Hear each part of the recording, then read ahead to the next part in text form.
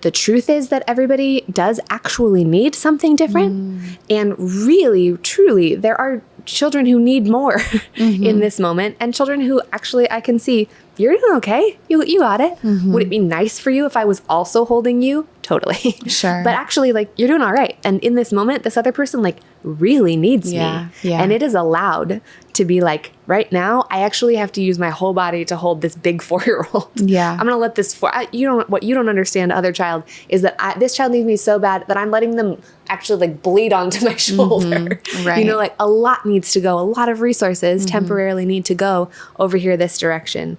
And I'm the one who gets to look around and say, love you. You seem like you have what you need. I wonder what you could go grab over there that would feel nice while you wait.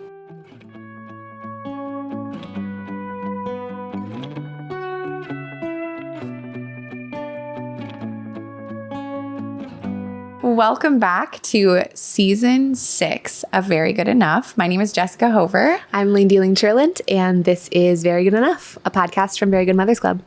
And today we're talking about something that Layne talks about a lot, but I don't think we've ever done a full episode on this topic, right? Yeah, I only have like 4 or 5 things to say, really, and kind of everything else filters down from those. Yeah. And this is kind of one of the big ones. You know, we talk about we're all just practicing. We talk about be the sea cliff with toddlers. We talk about how toddlers are little scientists. We get into all of that kind of stuff. And then this other one I have is everybody gets what they need. And this is a principle that I learned early in teaching around fairness and equity.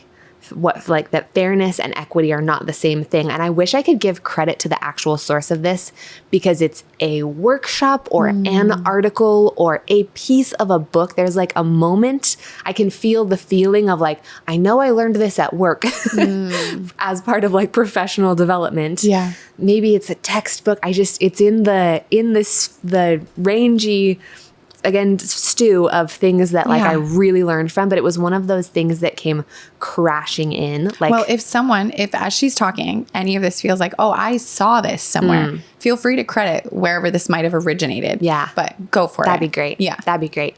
Because there were just these kind of moments early in teaching where, I mean, I was super young, so it also was like learning about life. You're learning so many things at once. Yes. Of like, oh, a truth. Oh, a true thing. Yeah. So it was around this idea, right?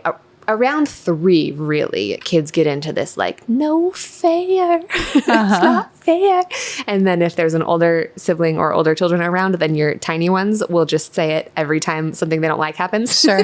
Yeah. They're wrong. They're all wrong.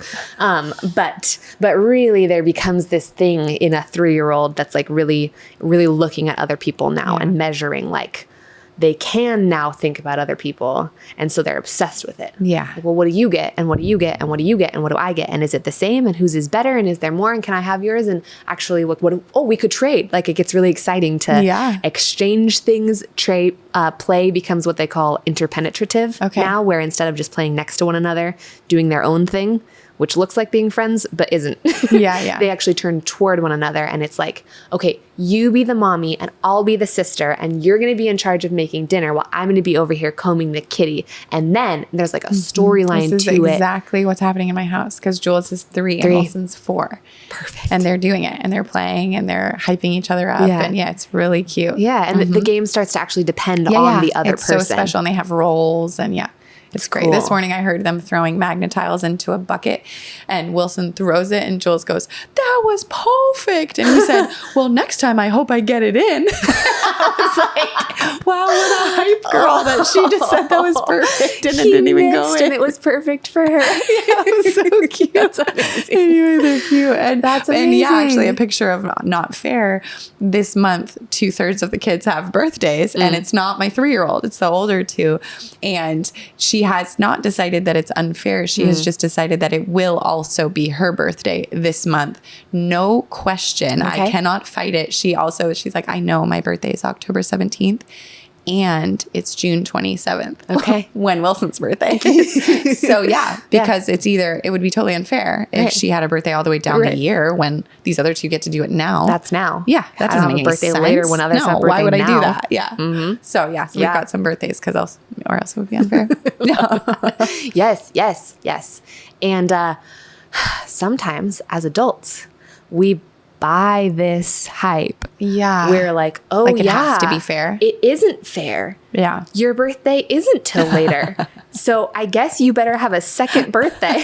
Right now. Right now. Yeah. Because when October 17th comes, Yeah. you best believe homegirl thinks it's her birthday again. I know. And we're going to have to get gifts for the other siblings if we're going to start doing this gift thing now. And when does that end? Right. Yeah. There's something in us that that gets tricked into the idea that fair is that everybody gets the same and that we are in fact bound to make life fair, that something's wrong if life isn't unfair. fair. Yeah. Interesting. And that comes from lots of places, usually our own childhoods. Surprise.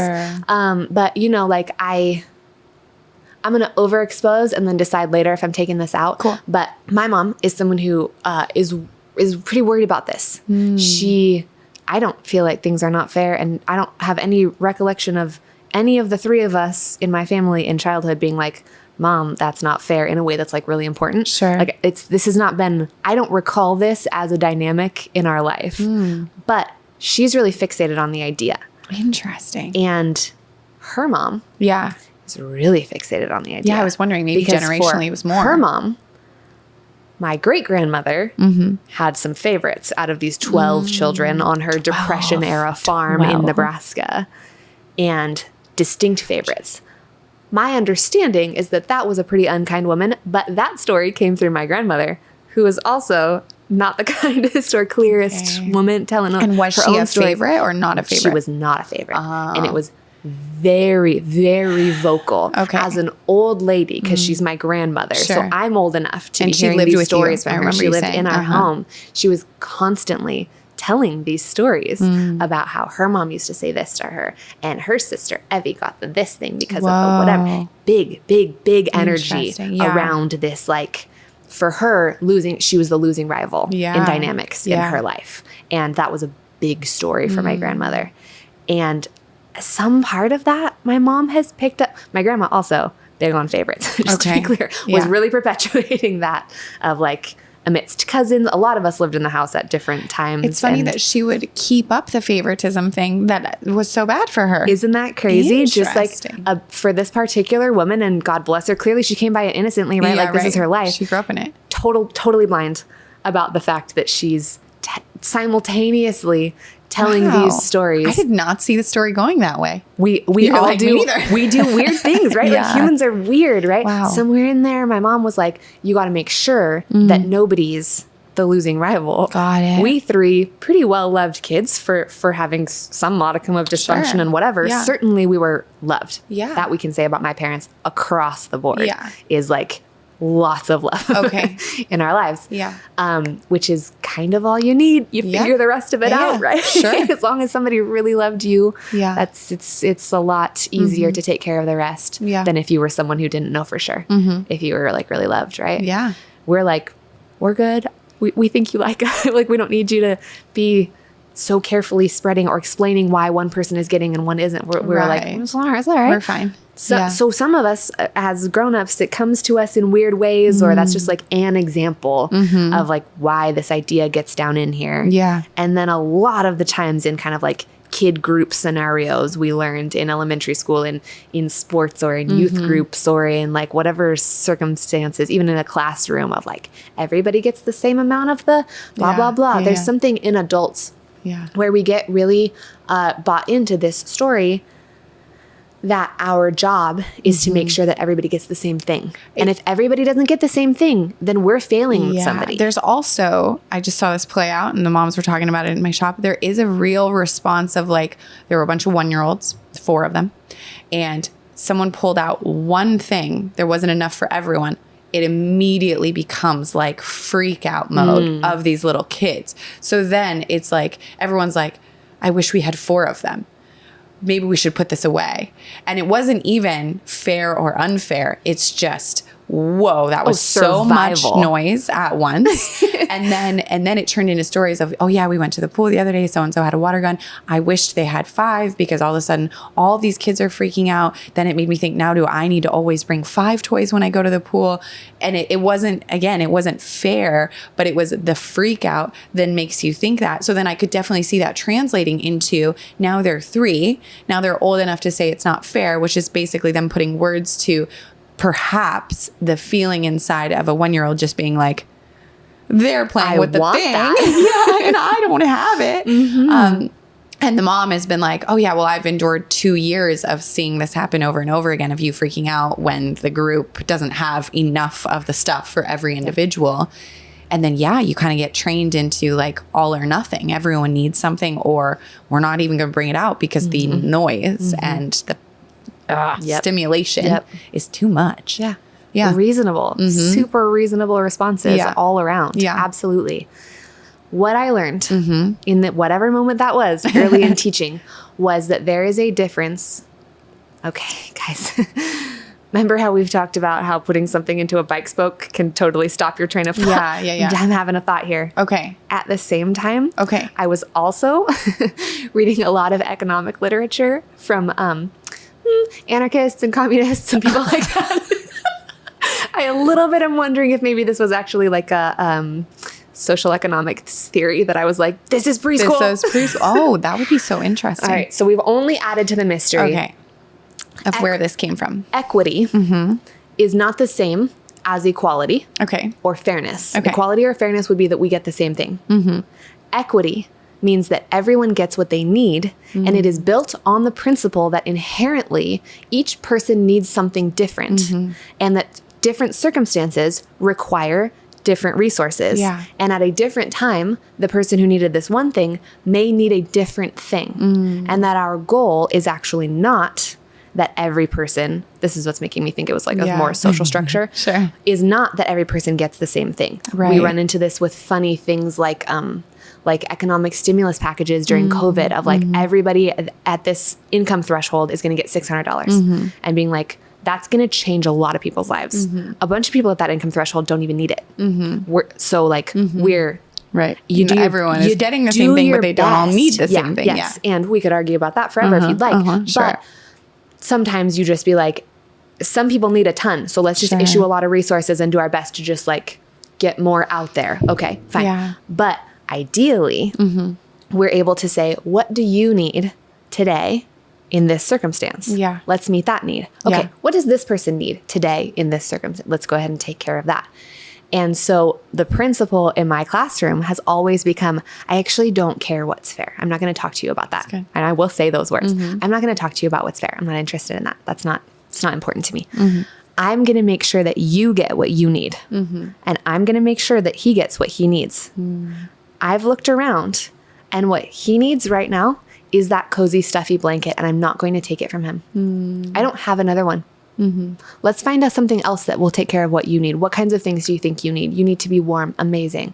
I have a dress up section that has lots of jackets. Can we go look for jackets for you? I don't have another cozy blanket. I'm not taking that from him. No, I'm not going to go get another one because I have other things in my class. You don't need that. I've looked and I've checked. And I am going to take care of you, and we're going to work on this together until we figure out what you need. It's not what that person has. They have it. I'm not taking it. I'm not sorry. It's not fair. Actually, don't care if it's fair. Here, I make sure everybody gets what they need. Okay. I'm part of everybody. Come into my classroom with me. It's beautiful. The walls are light blue. There's this gorgeous yarn structure made out of tree branches and stuff hanging over you. It's got little different sections. There's construction over here. There's dress up over there. There's squishy blankets and things over here. My area is kind of big. I have kind of a big area of adult only stuff because I also live in this classroom.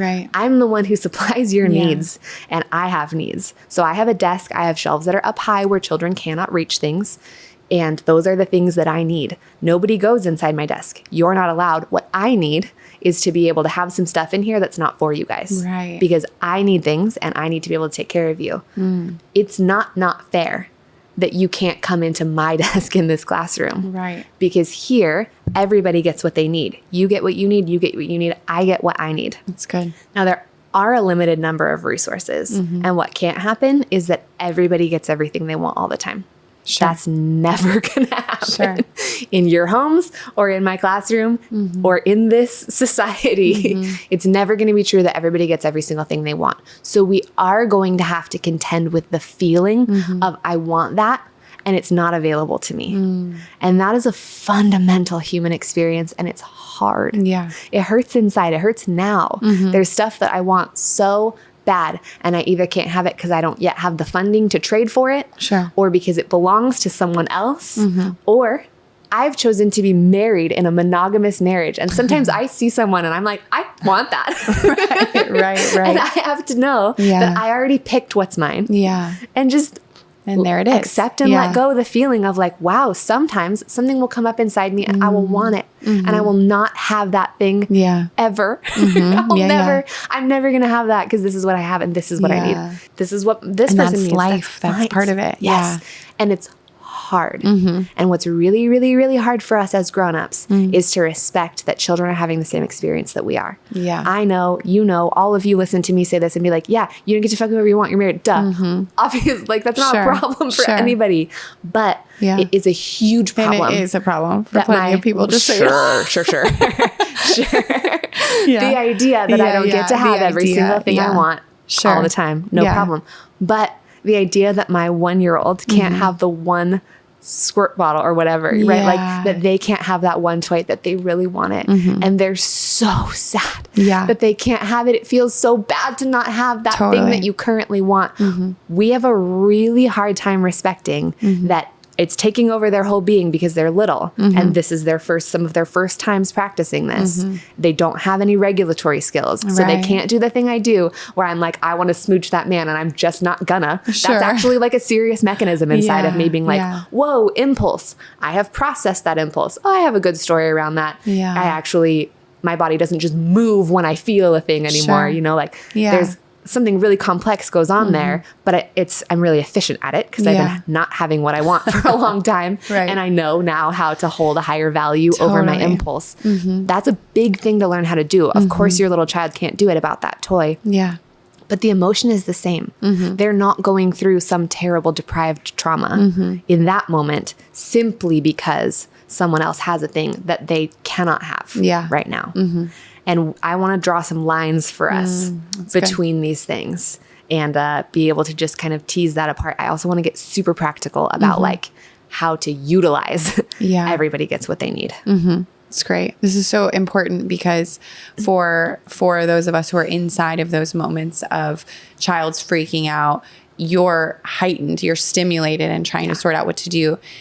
Hear the permission coming from Layne to say like, you don't have to solve this for them. You don't have to resolve it. You don't have to, what one of the moms was saying is like, the instinct is like, now I have to get on Amazon and order these things. Like while child's crying, she's like, so I guess I'm ordering more guns, but they'll be here tomorrow.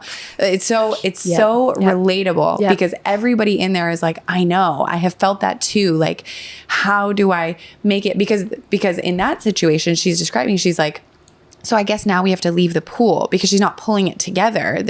Everything she's saying isn't working. So I guess we need to leave. Well, what if this happens tomorrow? Here, Layne, like, this is okay. This is part of the process of learning how to develop these skills. And as much as inside you, you're like, kind of, how do I make this go away? This is so hard. I feel bad. I also feel bad for all the other people listening to this little girl cry. This is a lot.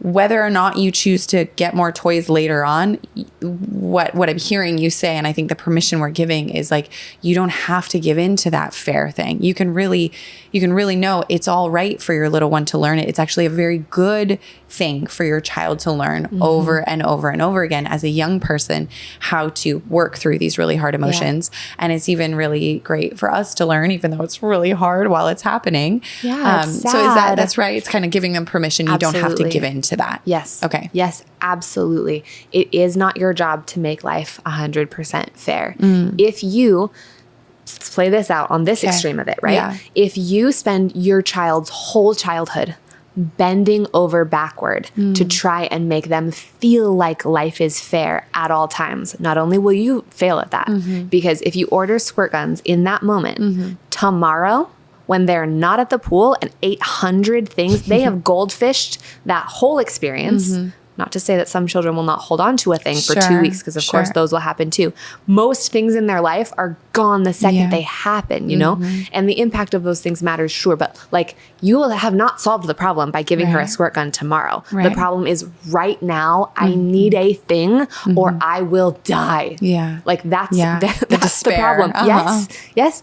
You actually cannot fix that right now. There's literally nothing you can do. So you will fail at the goal of trying to make sure that her life feels always fair. It will not happen. And she will become an adult who either maybe you did a fucking good job at making her life pretty fair. And she's about to get out into the world and be like, I'm sorry, what? Where what am do I? You mean? The world is going to be not a good place. Huge surprise. Huge surprise, right? You went to her high school every time she got a B- and you were like, my kid is not a B- kid. What are you going to do, teacher, to make this great? What are you going to do? What can she do? What can you do extra for her? And she has A's everywhere and she goes to college, or she doesn't go to college. She goes to trade school or she just gets a job because she's like, nah, I don't think I need more education. I'm just going to go out. Where are all the, where's the incredible grace period for me? Where's the extra credit? It's going to feel like a real shock because life will not bend over for her like that. That is too much. Creates a very unrealistic expectation. I'm not a person who feels like you need to make someone's life hard so that they know how hard life is. But there is absolutely a level of you, their primary adult, really laying on the floor so that they can walk on your body in such a way that like you could really set them up to be very surprised. And when they get there, what they will not have is the regulating skill of knowing like, oh, dang it, I'm in one of those times when I don't get to have what I want. And what I do at those times is I have a big fat cry. And then I go get something else that I can have, like a Rite Aid rainbow sherbet ice cream, because that's $1.60 even in 2024. What I can have is ice cream, and I'll feel a little better and I'll pout and I will take myself via some good coping mechanisms and some bad one through the process of being upset that I can't have that thing. And I'll be bitter about it for 2 weeks, but I will keep going in my life. I will not be shocked and devastated and have no way to sort through the really bad feeling of I don't get to have what I want right now. So like, that's if you were successful at making your life fair. And I would like to note that you said in order to do that, you'd probably have to be laying down on the ground and have your child walk all over you, which would mean that you're laying down on the ground with a child walking all over you, which is not a pleasant experience either. So while you're setting your child up to require numbing in order to process life, meaning like a substance or something, you get to pain and you go, wait, where's the thing that takes this pain away? My mom's not here to do it. So I guess I choose this other offering of thing to numb me. You, ma'am, have been laying on the floor your entire experience of motherhood. Where are you? What are you doing? That's no way to live. We want to take good care of you while you're taking good care of these sweet babies you made. And it is everyone gets what they need. It's such a better experience for everybody to do it like that. Yes.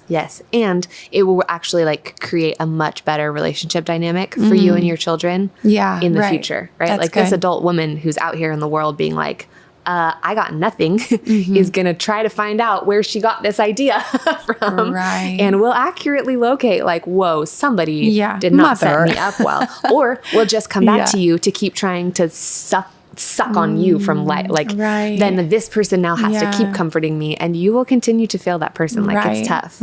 Another tricky thing about the fair track is that the truth is that everybody does actually need something different. And really, truly, there are children who need more in this moment, and children who actually I can see, you're doing okay. You got it. Would it be nice for you if I was also holding you? Totally. But actually, like, you're doing all right. And in this moment, this other person, like, really needs me. And it is allowed to be like, right now, I actually have to use my whole body to hold this big 4-year-old. I'm going to let this, what you don't understand, other child, is that this child needs me so bad that I'm letting them actually like bleed onto my shoulder. You know, like a lot needs to go. A lot of resources temporarily need to go over here this direction. And I'm the one who gets to look around and say, love you. You seem like you have what you need. I wonder what you could go grab over there that would feel nice while you wait Sure. And yeah, that's great. everything goes to this person who really needs it. And then they get better and you wipe their little face off, tuck them somewhere else, and you can check back in with this other person. Like, resources are in flux and in flow in life. And it actually is fair that when someone really needs something, they get that thing. Like there is a fairness to that. There's certainly a rightness to that. There's equity involved in saying, like, this is where things need to go now. And that brings us to sometimes things need to go to mom. Sometimes mom really needs a thing. In a big way.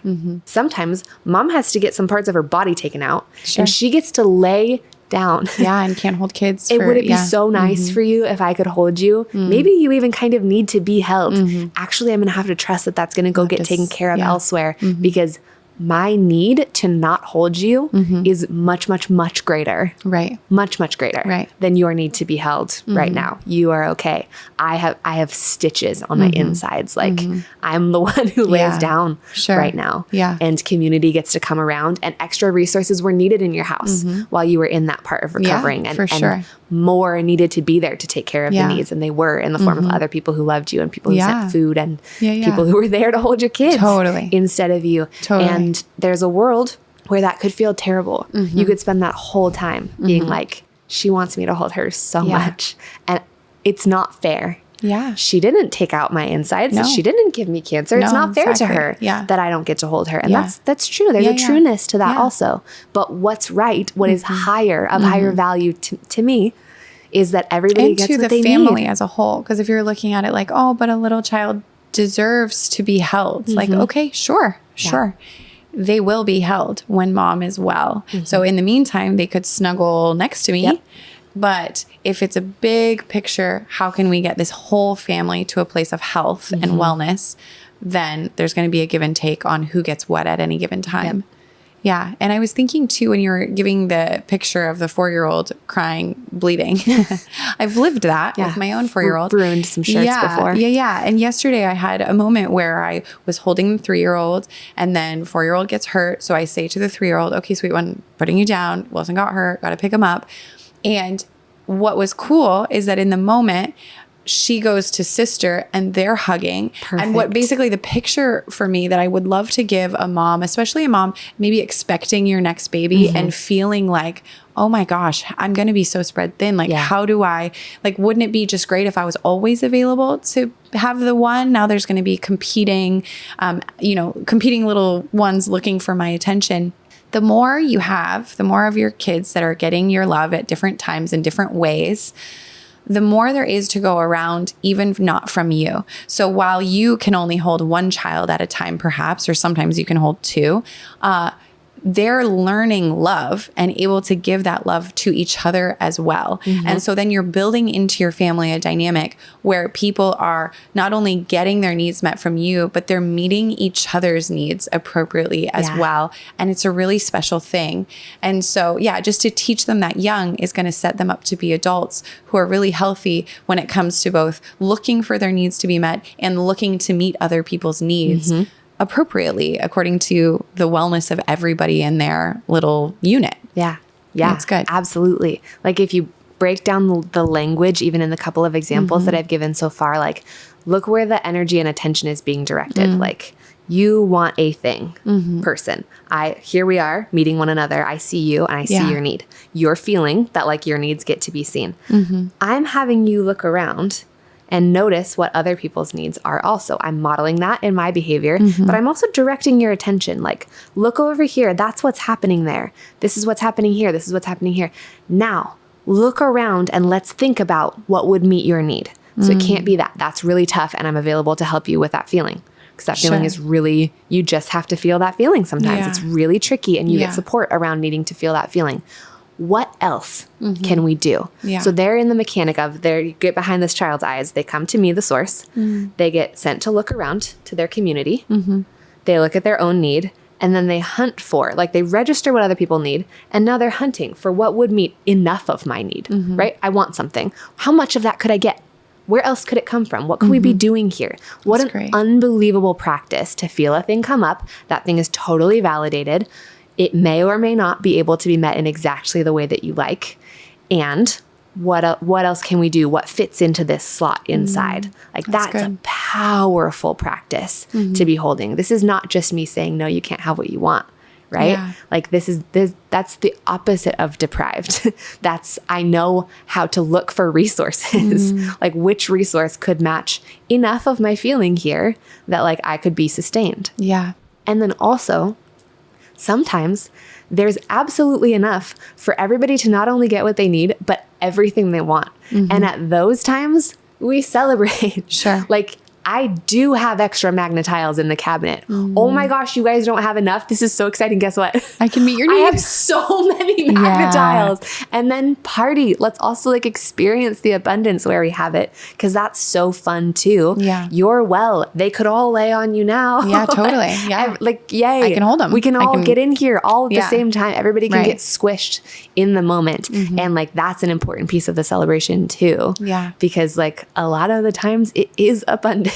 Totally. And everybody gets what they need. Wow. Feel the feeling, let it in. Like, let that be the truth about your space and about your life. Like if that's a baseline, I think baselines are going to probably be a little bit of a theme this season. Totally. Right? We've already hit some of like, let's set some new, like, I love my life. I love this classroom. I love my body. Everybody gets what they need. Amazing. Yeah. And that means that everybody gets something different. And those are the words. If you're looking for scripts, like this is one of the things that I verbatim say this all of the time. Thank you for telling me I'm really not interested in what's fair. I am going to make sure everybody gets what they need. Are you everybody? Yeah. Right. Great. Then we're going to make sure you get what you need. Okay. Let's look around. That's not available for you. What else? What else could we do here? That's not available. Actually, I'm going to say no to that right now because I needed something different. And in my classroom, everybody gets what they need. I say it constantly. I love it. It's so good. And it makes me think that if you're in a season right now where you're feeling like, I'm not getting what I need, like everyone's not getting what they need. The babies are getting what they need, but I'm not getting what I need. Then we need to shift and we need to start talking about that with the people who love you, and even join Very Good Mothers Club. Let's talk about it as a collective unit and be like, okay, guys, what do you do to get your needs met? What are other people in this certain stage of life doing?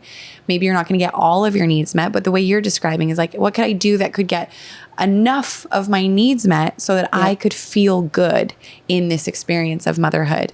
I think it's really important. And I know that'll lead us to our next episode. So I'll just kind of let that be a teaser. But I think it's important that we are addressing our own needs while handling what is fair or unfair or the equity involved in all of that. Yeah.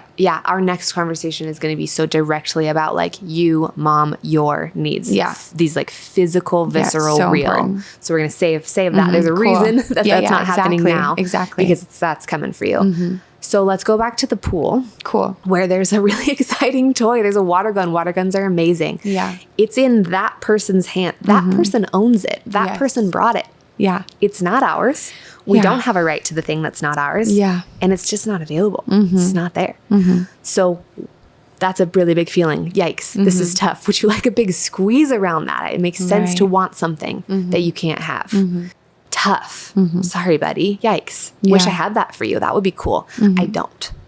So we can either be here at this pool and find something else that would be fun. Yeah. What if you asked them to squirt you with the squirt gun? What kind of game could we play with the person that is playing that thing? Or let's just look at it and notice how it works. That's so fun. What are some other ways to send water flying? What if we could throw it in this way, right? We're looking for something else that will meet this need. If you are in the level of distress that this has just really disturbed you and you can't be here, that's okay. Yeah. We could try again at the pool another time. Yeah. It is absolutely not a problem if a pool day was short. It's disappointing. Yeah. That's tough for everybody. Totally. You put on a whole ass bathing suit to take this child to a pool. Real. And that's tough. That's really tough. It's not a failure on your part as a mother. It's not like a deficit of the universe that this thing happened. Yeah. And your child is now traumatized because they're just inconsolable about it. Sometimes those feelings are too big for those tiny bodies. Yeah. It's just tough and that's allowed. It's allowed to just be like, yikes, that one really set us off. Yeah. Let's go find a different way to deal with our day. Yeah. But ideally, we work through this feeling, we find something else. I wonder if they would give us a very quick chance to try. They might say no. They might say no. Okay. They said no, that's their toy. We're going to respect that. So let's try something else here. What you're saying reminds me of an author named Kate Buller. She wrote a book called There's No Cure for Being Human. She had cancer. She's a mom who had cancer and actually was like terminal, but then this miraculous medicine saved her, but not everyone. Yeah, it's beautiful writing, and her podcast is amazing. But the idea, there's no cure for being human, meaning like the human stuff of life that we always try to, the hard stuff that we would love to just get out of our life. Yes. But it's just a part of the human experience and it's not going to go away. I've been thinking about how there's also no cure for being a mother, that there's just some things inside of motherhood that are not going to go away. And we're going to be amazing moms, because I know you are. And we're going to do everything we can to support these amazing moms in their journeys. And still, they're going to have an afternoon at the pool where someone else is going to bring a toy and our little one's going to freak out. And it may require us to leave the pool, and it is going to suck. Like, it's actually going to be a moment where you're going to be like, oh my gosh, like just 15 months ago, I could have gone to the pool by myself, stayed for the whole afternoon. Nobody would have freaked out, you know? Yeah. And that's real and okay. And you can still be so grateful for your little child that you love. You can, you know, I feel like what we do is we like rationalize, like, why would I feel so bummed about this afternoon when I'm so grateful my dream came true of being a mom or whatever, you know? Yeah. But I think there's no cure for being a mom in the sense that it is going to remain a hard job, even while people like you and I and a bunch of other wonderful people in the world are doing what we can to lift the mothers so life feels a little bit lighter and fuller and more joyful. It's still a really tough role that you're in. And it's especially tough when you're dealing with a really precious little one who is just learning what it feels like to want something and not be able to have it, and doesn't know how to regulate his or her body. It's really tough. It is tough. So, so I love what you're saying. And I think it's good to just speak to you guys who are in that stage, because it is hard. Yeah, absolutely. This brings up something that I haven't, it's been like a thing that's kind of noodling around, and maybe we'll get a bigger, fuller version of it someday. But I think often about this idea of like, to what end? Like, what's the furthest away version of this thing that feels so urgent to me? Like, what's the end game here? And I think about it for myself. I think about it a lot with like nutrition, because I've been someone who's been real panicky about like clean products and getting toxins out and eating. So like I have in states of mental unwellness found nutrition to be so helpful that I'm like, this is my salvation. Yeah. This is the thing that will save me. Totally. I will not feel that horrible way inside my brain again if I get this perfectly. I will be well. And some of that is true and cool. What an amazing tool for me. And then, but then it can move into its own sort of anxiety space where I'm like, oh no, I'm not going to have what I need if I have to eat this rotisserie chicken that has the antibiotics in it. This chicken got pumped full of hormones, and I'm going to be depressed again if I have to eat this chicken and not the other chicken, right? Like there's a level to which, and you see this a lot on the internet in, not to be calling anybody out, but in like more green spaces or crunchy mom spaces, or then it gets into sort of homestead. You have to grow your own vegetables, and then it goes more and more and more. And there are ways to do all of those things that are loving and amazing and like love your life, fun. That's what you want to do.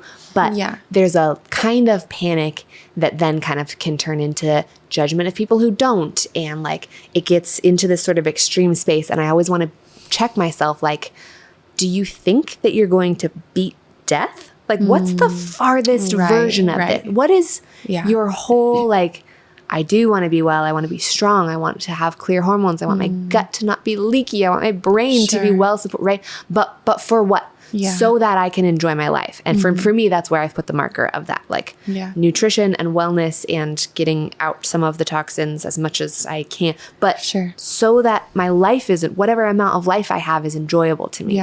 Because what if I spent all my energy and all my money eating perfectly, having the cleanest products, getting everything ready, and then I stepped in front of a bus? What did it get me to be so stressed? Like, I'm going to die at the end. I really am, no matter how healthy I am. And like sometimes this like content comes through, or you hear a person talking as though they've like achieved it.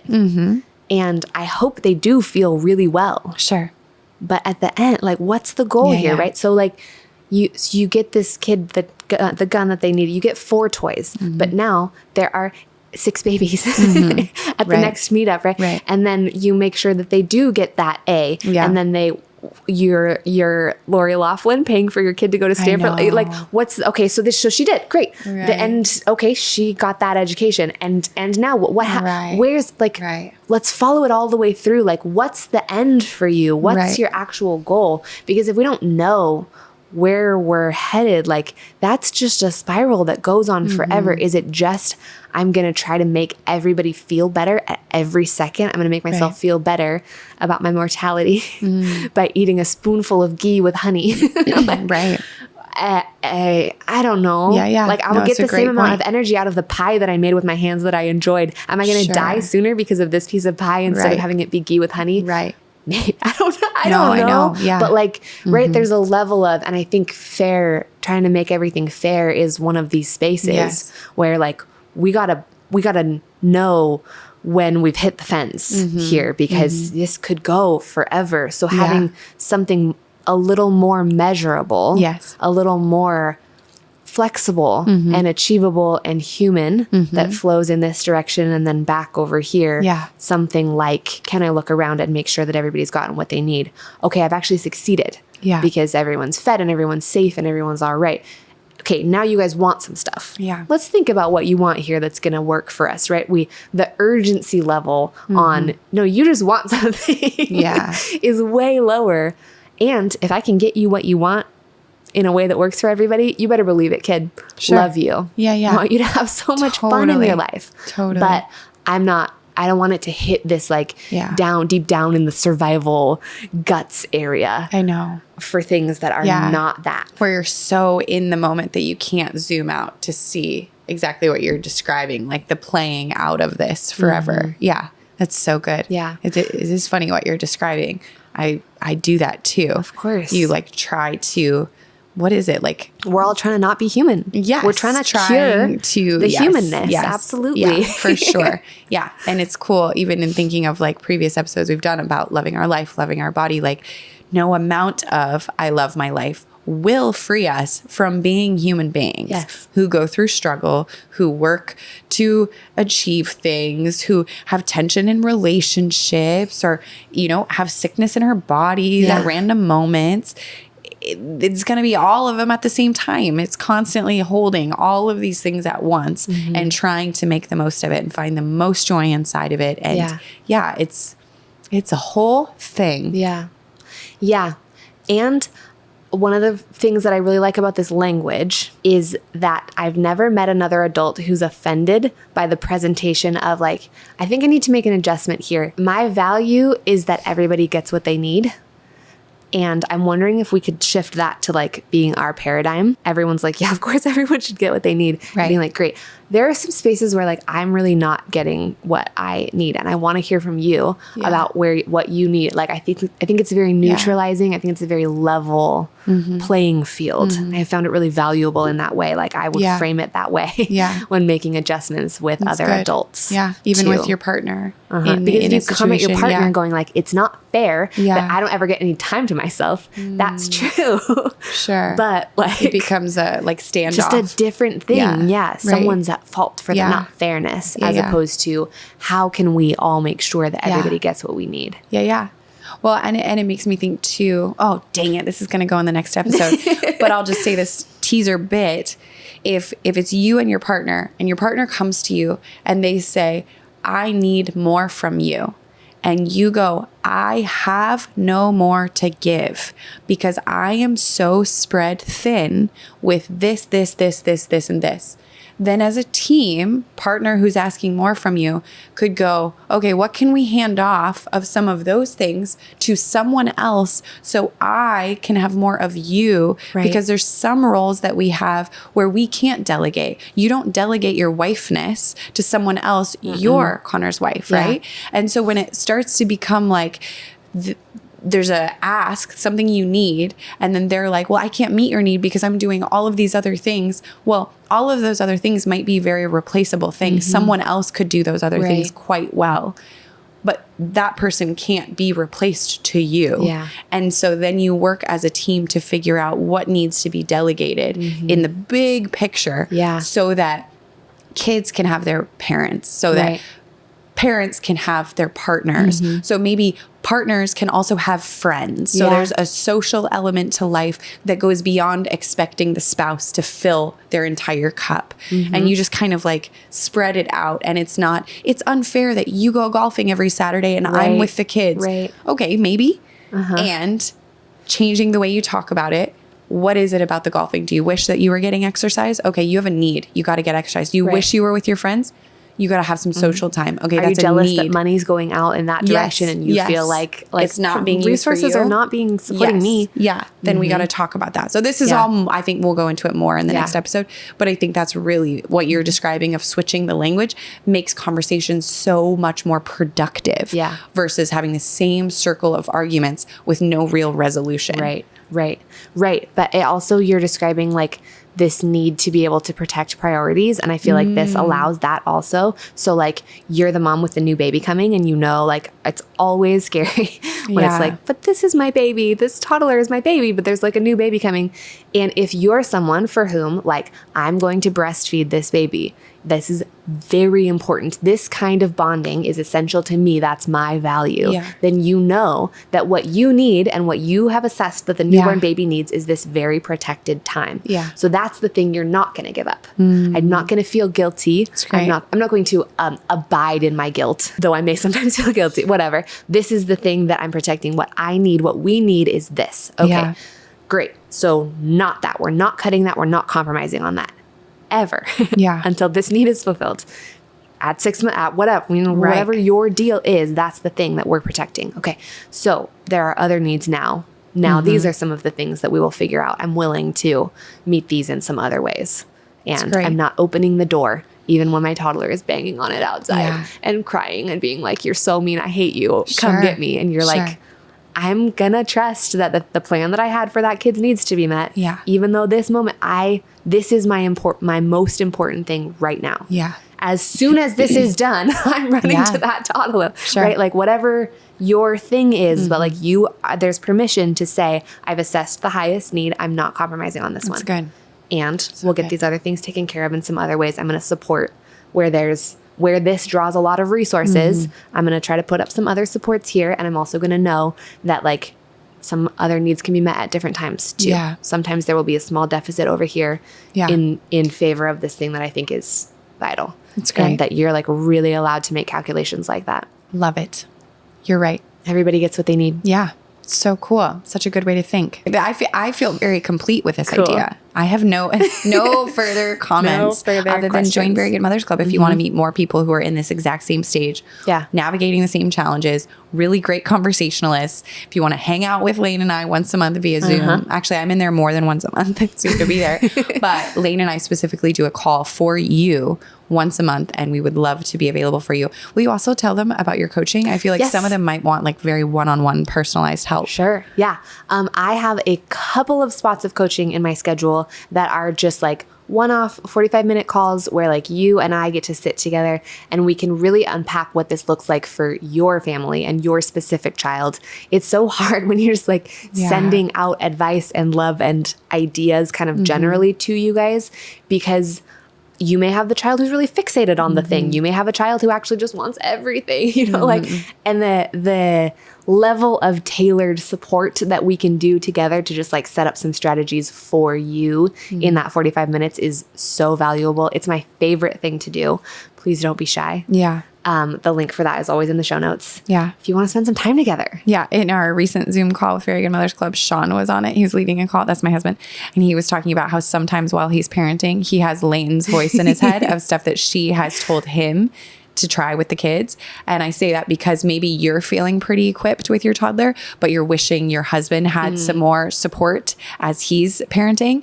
And so maybe he wouldn't do a call one-on-one. Maybe it would feel hard to convince him to do it, but you could like sign you guys up as a team. And I know you've done that before. We can do it individually because I will send you a call recording. He can listen to it in the privacy of his own time if he needs to afterward. I always forget to say that. But parenting partnerships are so vital. struggle. And I don't have a full solution for supporting these dads in the way I mean, that I think a real conversation, if your husband's down to have a conversation with Layne, could be really helpful. But yeah, otherwise you just talk to Layne and then send him the recording. But she's really great to talk to. You would have a lot of fun. Anyway, cool. That's it, right? That's it. Love you guys. See you next week. Thank you so much. We'll see you soon. Bye. Very Good Enough is a production of Very Good Mothers Club. If you enjoyed today's episode, please take a second to rate and review the podcast wherever you're listening. If you're watching on YouTube, hit subscribe and leave a little comment. And above all, text it to a friend.